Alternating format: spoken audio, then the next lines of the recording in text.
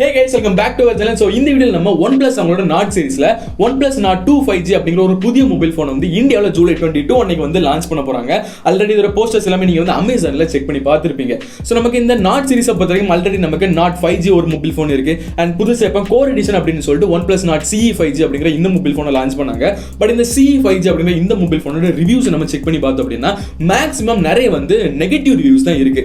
டிஸ்பிளேல ப்ராப்ளம் இருக்கு அண்ட் கூட பாத்தீங்கன்னா அதோட பில்ட்ல ப்ராப்ளம் இருக்கு அண்ட் கூடவே Oneplus ஓட மிகப்பெரிய சொத்து அப்படினால அவங்களோட ஆக்சிஜன் OS தான். பட் இந்த கோர் எடிஷன் அப்படிங்கிற இந்த Oneplus Nord CE 5G அப்படிங்கிற இந்த மொபைல் போன்ல அந்த OSல நிறைய பக் இருக்கு அப்படின்னு சொல்லிட்டு நிறைய நெகட்டிவ் கமெண்ட்ஸ் வந்து இந்த Oneplus Nord CE 5Gல வந்து இருந்துச்சு. சோ இதெல்லாமே சரி கட்டுற மாதிரி அண்ட் அது மட்டும் இல்லாம இதை விட பெட்டர் பெர்ஃபார்மன்ஸ் கொடுக்குற ஒரு சூப்பரான மொபைல் போன் கொண்டு வரணும், கிட்டத்தட்ட இதே பட்ஜெட்ல கொண்டு வரணும் அப்படிங்கறதுக்காக OnePlus MediaTek கூட கொலாபரேட் பண்ணிட்டு சூப்பரான ஒரு மொபைல் போன் வந்து லான்ச் பண்ண போறாங்க. பட் இது சூப்பரான மொபைல் போனா இல்லையா அப்படிங்கறது வந்து நம்ம லான்ச் ஆனதுக்கு அப்புறம் தான் தெரியும். சோ இந்த வீடியோல நம்ம இந்த OnePlus Nord 2 5G அப்படிங்கிற இந்த மொபைல் போன்ல என்னெல்லாம் ஸ்பெசிஃபிகேஷன் வரப்போகுது, என்னென்ன பிரைஸ்ல வரப்போகுது அப்படின்னு சொல்லிட்டு டீடைலான ஸ்பெக் ரிவ்யூ தான் பார்க்க போறோம். So not a hands on video தான். லான்ச்சுக்கு அப்புறமா என்னால முடிஞ்சது அப்படின்னா உங்களுக்கு அன்பாக்சிங் அண்ட் ஃபுல் ரிவ்யூ வந்து கொண்டு வரதுக்கு நான் வந்து ட்ரை பண்றேன். சோ இந்த வீடியோ டிஃபரெண்டா உங்க எல்லாருக்குமே யூஸ்ஃபுல்லா இருக்கு அப்படின்னு நம்புறேன். யூஸ்ஃபுல்லா இருக்குது, இன்ஃபர்மேட்டிவா இருக்குது அப்படின்னு நினைச்சீங்கன்னா மறக்காம ஒரு லைக் போடுங்க. கூட அந்த red colour subscribe button click பண்ணி நம்மளோட FT ஃபேமிலில ஜாயின் பண்ணிக்கோங்க. அப்படியே பக்கத்துல இருக்க பெல் ஐகானை கிளிக் பண்ணி ஆல்னு செட் பண்ணீங்கன்னா நான் அப்புறம் எல்லா வீடியோஸும் உங்களுக்கு கரெக்டா வந்துட்டு இருக்கும், நோட்டிஃபிகேஷன் வரும். நீங்க அப்புறம் எல்லா வீடியோஸும் மிஸ் பண்ணாம பார்த்துட்டு இருக்கலாம். சோ மறக்காம இந்த லைக் சப்ஸ்கிரைப் எல்லாமே தட்டி விடுங்க. சோ இப்போ வாங்க வீடியோக்குள்ள போயிடலாம்.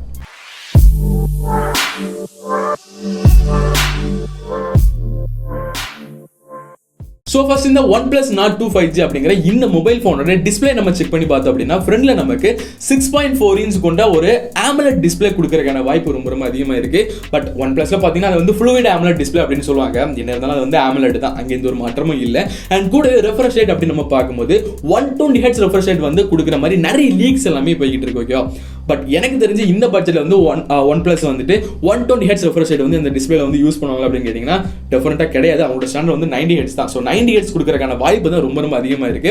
அண்ட் இங்க நமக்கு HDR10+ சப்போர்ட்டும் இருக்கும், கார்னிங் Gorilla Glass 5 ப்ரொடக்ஷனும் கொடுத்திருப்பாங்க. ஓகேவா, ஸோ டிஸ்பிளே அப்படி நம்ம பார்க்கும்போது OnePlus Nord CE 5G அவங்களோட கோர் எடிஷன். ஸோ அந்த மொபைல் போன்ல வந்து கிரீன் டின் ப்ராப்ளம் இருந்துச்சு. அண்ட் அது மட்டும் டிஸ்பிளேல வந்து அந்த பிளாக் வந்து கரெக்டா இல்ல, AMOLED டிஸ்பிளே மாதிரி இல்ல அப்படிங்கிற மாதிரி நிறைய ப்ராப்ளம்ஸ் எல்லாமே இருந்துச்சு.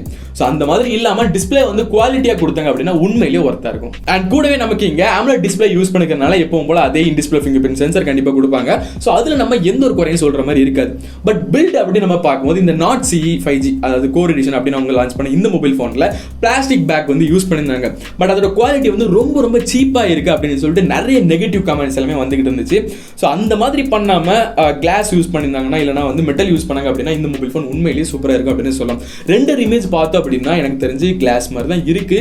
பட் பிளாஸ்டிக் கூட பார்க்கறதுக்கு கிளாஸ்டிக் மாதிரி இருக்குங்க, கிளாஸ்டிக் மெட்டீரியல் யூஸ் பண்ணிருந்தாங்க அப்படின்னா. ஸோ நம்மளால டெஃபினட்டா வந்து சொல்ல முடியாது, லான்ச் ஆனதுக்கு அப்புறம் தான் தெரியும். ஸோ வந்து கிளாஸ் யூஸ் பண்ணிருந்தாங்க அப்படின்னா உண்மையா நல்லா இருக்கும் அப்படின்னு சொல்லலாம். அது மட்டும் இல்லாம ப்ராசஸர் அப்படி நம்ம பார்க்கும்போது OnePlus ஃபர்ஸ்ட் டைம் MediaTek கூட கொலாபரேட் பண்ணி MediaTekோட ஃபிளாக்ஷிப் ப்ராசஸரான Dimensity 1200 அப்படிங்கிற இந்த 5G ப்ராசஸர் வந்து யூஸ் பண்ணிருக்காங்க. ஸோ Dimensity 1200 அப்படிங்கிற இந்த ப்ராசஸர் ஒரு நல்ல ஒரு கேமிங் கேபிளான ஒரு ப்ராசஸர் தான். MediaTekோட ஹை அண்ட் கூடவே ஃபிளாக்ஷிப் ப்ராசஸர் அப்படின்னு சொல்லலாம். ஸோ உங்களுக்கு கண்டிப்பா இங்க கேமிங் எக்ஸ்பீரியன்ஸ் எல்லாமே உங்களுக்கு ஸ்மூத்தா தான் இருக்க போகுது. Normal day by day usage சரி, மல்டி டாஸ்கிங் இருந்தாலும் சரி, உங்களுக்கு எக்ஸ்பீரியன்ஸ் எல்லாமே ரொம்பவே ஸ்மூத்தா தான் இருக்கும். ஓகேவா, பட் இது வந்து ஒரு 6 nm ஆர்கிடெக்சர்ல பில்ட் பண்ண ஒரு ப்ராசஸர். உங்களுக்கு வந்து பேட்டரி கன்சப்ஷன் கொஞ்சம் கம்மியா தான் இருக்கும். அது மட்டும் இல்லாம பேட்டரி லைஃப் உங்களுக்கு எக்ஸலண்டா வரும்.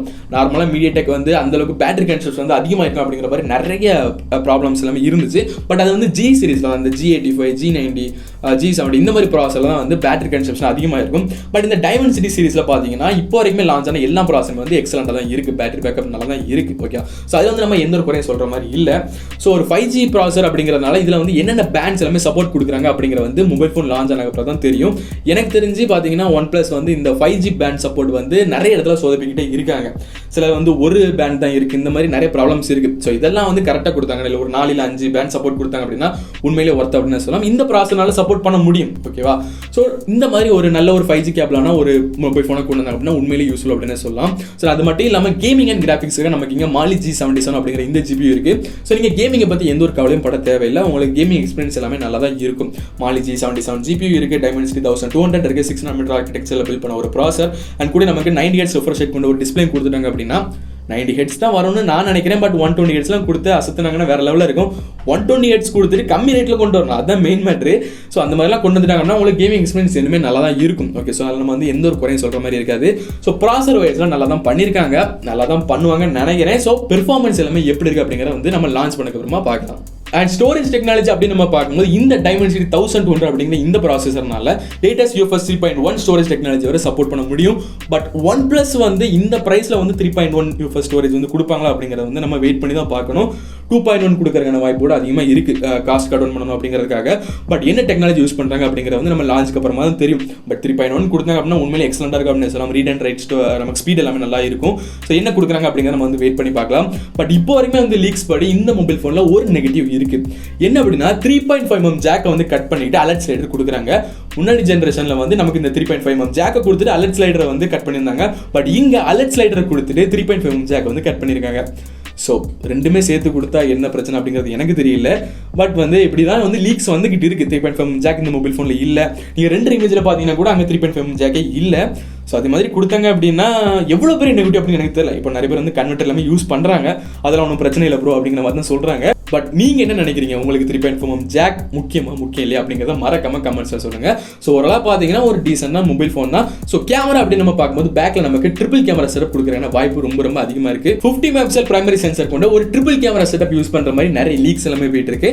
50+8+2 இந்த மாதிரி செட்டப்பில் வந்து மொபைல் ஃபோனில் வந்து பேக் கேமரா இருக்கும் அப்படிங்கிற மாதிரி நிறைய லீக்ஸ் எல்லாமே இருக்கு.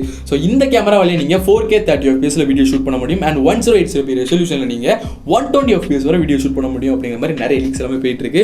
பட் கன்ஃபார்மாக தெரியல, லான்ச் ஆன அப்புறம் தான் நமக்கு தெரியும். ஓகேவா? அப்படி நம்ம ஃப்ரண்ட் செல்ஃபி கேமரா அப்படி நம்ம பார்த்தா கூட எப்பவுமே கொடுக்குற அதே 16 மெகாபிக்சல் கேமரா கிடையாது. இங்கே நமக்கு இந்த வாட்டி 32 மெகாபிக்சல் செல்ஃபி கேமரா யூஸ் பண்ணுற மாதிரி தான் நிறைய லீக்ஸ் எல்லாமே போயிட்டு இருக்கு. பட் அதே மாதிரி 32 மெகாபிக்சல் யூஸ் பண்ணிட்டாங்க அப்படின்னா பெரிய கும்பிடு அப்படின்னு சொல்லலாம். இந்த கடைசி 4-5 வருஷம் கிட்ட ஃபுல்லாகவே 16 மெகாபிக்சல் தான். ஸோ இந்த 16 மெகாபிக்சல் சென்சரை எந்த அளவுக்கு வச்சு செய்ய முடியுமோ அந்த அளவுக்கு OnePlus வந்து வச்சு செஞ்சுட்டாங்க.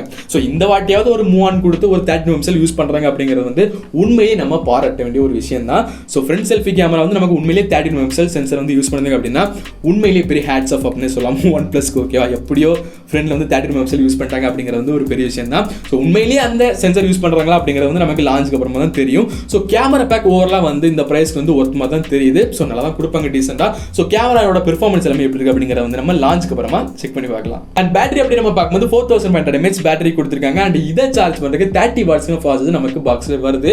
பட் மொபைல் எத்தனை வாட்ஸ் வர ஃபாஸ்ட் சார்ஜிங் சப்போர்ட் பண்ணுது? ஒயர்லெஸ் சார்ஜிங் சப்போர்ட் இந்த பட்ஜெட்டுக்கு வராது. But still okay, normal fast charging வந்து எத்தனை வாட்ஸ் வர சப்போர்ட் பண்ணுது அப்படிங்கிறது வந்து நம்ம லான்ச் ஆனக்கு தான் நமக்கு தெரியும். பட் ஸ்டில் வந்து 30 வாட்ஸ்க்கான ஃபாஸ்ட் சார்ஜர் நமக்கு வந்து பாக்ஸில் கொடுக்குற ஒரு பாசிட்டிவான விஷயம் தான். ஸோ ஓவராலாக இந்த மொபைல் ஃபோனோட ஸ்பெசிஃபிகேஷன் அப்படி நம்ம பார்க்கும்போது ஒரு 30,000 வச்சா கூட உண்மையிலேயே ஒருத்தான மொபைல் ஃபோன் மாதிரி தான் தெரியுது. பட் லான்ச் ஆனதுக்கு அப்புறமா நம்ம யூஸ் பண்ணி பார்த்தா தான் தெரியும். இப்போ Nord CE 5G கூட சூப்பரான மொபைல் ஃபோன் மாதிரி தான் இருந்துச்சு லான்ச்சுக்கு முன்னாடி. யூஸ் பண்ணி பார்த்துக்கு தான் தெரிஞ்சது டிஸ்பிளேல ஒரு ப்ராப்ளம் இருக்கு, பில்ட் நல்லா இல்லை, அப்புறம் வந்து அவனோட ஆக்சிஜன் வாய்ஸ்லேயே இவ்வளோ ப்ராப்ளம் இருக்கு, பக் இருக்குன்னு சொல்லிட்டு யூஸ் பண்ணி பார்த்துக்க வரதான் நமக்கு உண்மை எல்லாமே இருந்துச்சு அப்படிங்கிறது தெரிஞ்சிச்சு. ஸோ அதே மாதிரி இந்த மொபைல் ஃபோன்லேயே அந்த மாதிரி எதுவுமே ப்ராப்ளம் இருக்காது அப்படின்னு நம்புவோம். அவங்களோட உண்மையான மிகப்பெரிய சொத்தே இந்த ஆக்சிஜன் வாய்ஸ் தான். OnePlus பிராண்டு அப்படின்னு சொல்லிட்டு யாருமே வாங்குறது இல்லை இப்போ எல்லாருக்கும் வந்து உண்மை எல்லாமே தெரிஞ்சு போச்சு. எல்லாருமே அங்கே ஆக்சிஜன் ஓஎஸ்னு ஒரு ஓஎஸ் இருக்குது அப்படிங்கிறக்காக தான் அது எல்லாமே வாங்குறாங்க. ஓகே, கரெக்டு தானே? ஸோ அதனால அந்த ஆக்சிஜன் ஓஎஸ் எல்லாமே வந்து கரெக்டாக ஆப்டிமைஸ் பண்ணி நமக்கு வந்து இந்த மொபைல் ஃபோனில் கொடுத்துருந்தாங்க அப்படின்னா உண்மையில் நல்லாயிருக்கும் அப்படின்னு சொல்லலாம். ஸோ எப்படி கொண்டு வராங்க அப்படிங்கிறத பார்க்கலாம். தேவையில்லாமல் ஓப்போ கூட கொலாபரேட் பண்ணுறேன், கலர் ஓஎஸ் கூட கொலாபரேட் பண்ணுறேன் அப்படின்னு சொல்லிட்டு அவங்களோட பேரை அவங்களுக்கு எடுக்காமல் இருந்தால் நல்லா தான் இருக்கும். ஸோ எப்படி லான்ச் பண்ணுறாங்க அப்படிங்கிறத பார்க்கலாம். ஸோ இந்த வீடியோ டெஃபினட்டாக உங்க எல்லாருக்கும் யூஸ்ஃபுல்லாக இருந்திருக்கு அப்படின்னு நம்புறேன். ஸோ இந்த வீடியோ பிடிச்சிருந்தா மறக்காம ஒரு லைக் போட்டுருங்க. கூட அந்த ரெட் கலர் சப்ஸ்கிரைப் பண்ணி கிளிக் பண்ணி நம்மளோட FT ஃபேமிலில ஜாயின் பண்ணிக்கோங்க. கூட அந்த பக்கத்தில் இருக்க பெல் ஐக்கன்லாம் கிளிக் பண்ணி ஆன்லைன் செட் பண்ணிங்கன்னா நான் போடுற எல்லா வீடியோஸும் உங்களுக்கு கரெக்டாக நோட்டிஃபிகேஷன் வரும். நான் போடுற எல்லா வீடியோஸும் நீங்கள் மிஸ் பண்ணாமல் பார்த்துட்டே இருக்கலாம். ஸோ வேற உங்களுக்கு ஏதாவது டவுட் இருந்துச்சு அப்படின்னா மறக்காம கமெண்ட்ஸ்ல கேளுங்க. உங்க ஒவ்வொருத்தரோட கமெண்ட் படிச்சு கண்டிப்பாக நான் உங்க எல்லாருக்குமே ரிப்ளை பண்ணுறேன். ஸோ நெக்ஸ்ட் வீடியோவில் வந்து உங்களுக்கு லிவிங் ஸ்பிரிட்டா. பை.